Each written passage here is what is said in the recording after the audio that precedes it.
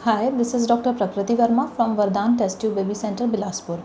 आज हम आपके सामने ये डिस्कस करने वाले हैं कि आईवीएफ क्या है और किन पेशेंट्स में इनको करने की सलाह दी जाती है।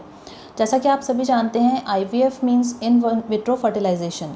इन विट्रो फर्टिलाइजेशन मींस जो बाहर निषेचन की प्रक्रिया की जाती है, हमारी बॉडी के बाहर निषेचन किया जाता है, उसे इन विट्रो फर्टिलाइजेशन कहते हैं, या इसको हम सामान्य भाषा में टेस्ट ट्यूब बेबी भी कहते हैं।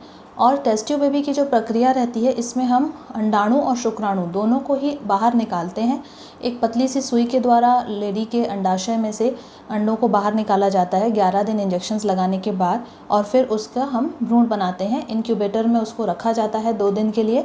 इंक्यूबेटर एक ऐसी मशीन है जिसमें कि तापमान और वहाँ का अंदर का एनवायरनमेंट ऐसा रहता है जो महिला के गर्भ के अनुसार होता है।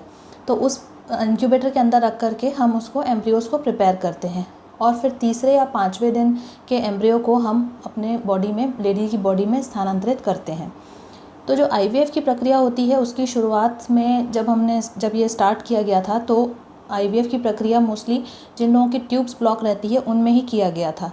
लेकिन उसके बाद आजकल देखा गया है कि चूँकि इनफर्टिलिटी बहुत ज़्यादा कॉमन है और 70% केसेस में करीब ये प्रॉब्लम्स पाई जाती हैं कि जिसमें पेशेंट्स को प्रेगनेंसी नहीं हो पाती है।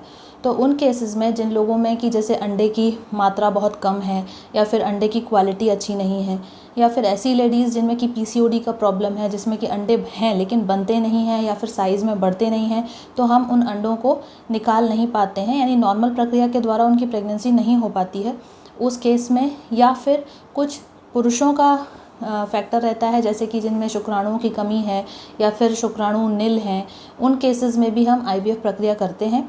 या फिर कभी कभार ऐसा भी होता है कि जिसमें किसी भी पेशेंट में, यानी महिला में और पुरुष में कोई भी प्रॉब्लम नहीं है, फिर भी प्रेगनेंसी नहीं हो पा रही है, उस केस में भी आईवीएफ प्रक्रिया बहुत कारगर साबित होती है।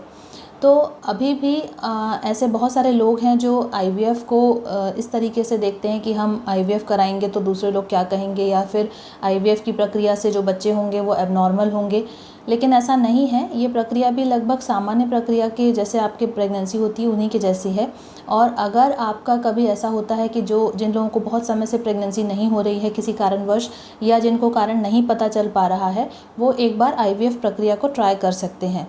दूसरा, यदि किसी पेशेंट ने बहुत बार आईवीएफ करा भी लिया है और उसको प्रक्रिया में फेलियर हो रहा है, यानी 1-2 बार उसका आईवीएफ फेल हो चुका है और उसको प्रेगनेंसी नहीं हो पा रही है, उन केसेस में भी वो अच्छे इनफर्टिलिटी स्पेशलिस्ट से जाकर कंसल्ट कर सकते हैं और अपना कारण जान सकते हैं कि उनको क्या प्रॉब्लम है और क्यों नहीं हो पा रहा है प्रेगनेंसी, और फिर दूसरे नए सिरे से वापस से आईवीएफ प्रक्रिया को कर सकते हैं।